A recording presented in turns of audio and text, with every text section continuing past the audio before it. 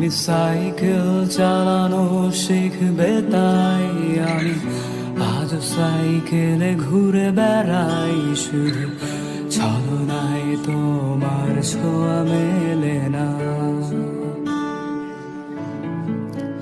তুমি কবিতাগুলো পড়বে তাই আমি আজও রাত জেগে ছন্দ সাজাই।